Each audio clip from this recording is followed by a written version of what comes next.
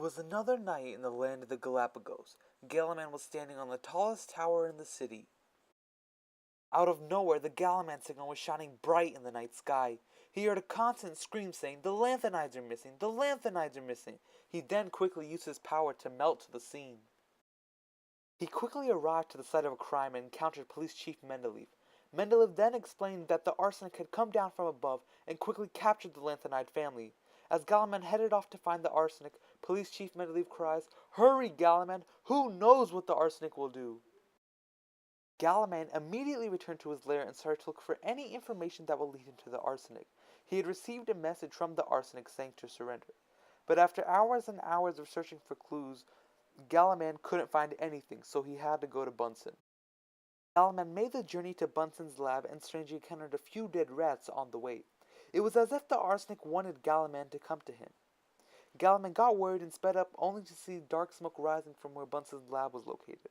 When Galaman talked to Bunsen, he learned that the arsenic had stolen chemicals and caused an explosion, which nearly took out Bunsen's eye.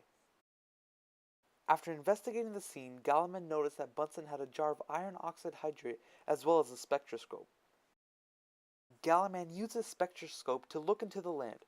Galaman knew that each person leaves a specific trail when viewed by the spectroscope. After analyzing the entire area, Galaman was not able to find a trace of the arsenic.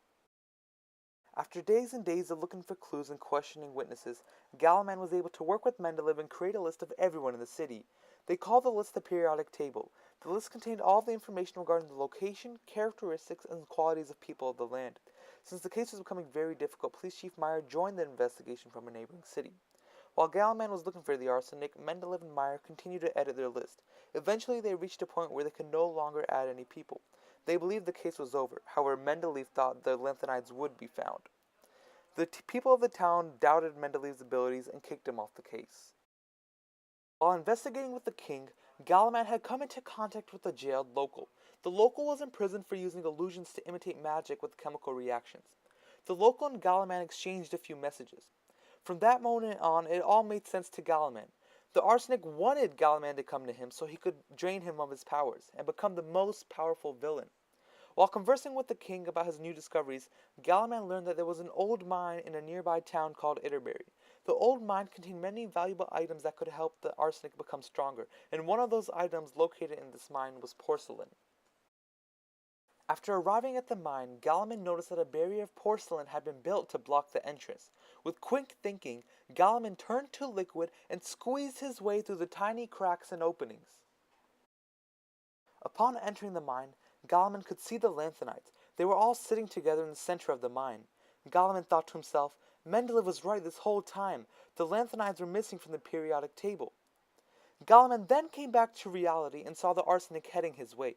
The arsenic was combining with gases and other materials to explode, causing damage to Galaman. Galaman quickly melted and spread throughout the mine. After confusing the arsenic, he recombined and freed the lanthanides. In the process of freeing the lanthanides, Galaman was captured by the arsenic.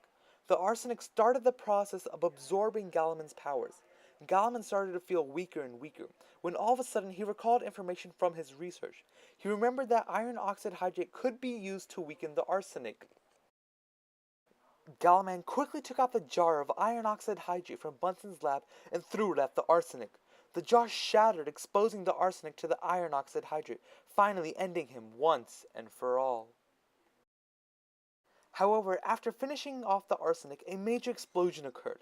The explosion caused the walls of the mine to crumble, exposing what was behind them.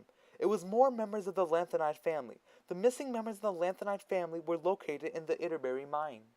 After explaining his long journey, Galaman helped the lanthanide family return to their home and helped the members of the town fill in the missing spots of the periodic table. With the help of Mendeleev and Meyer, Galaman was able to save the day once again.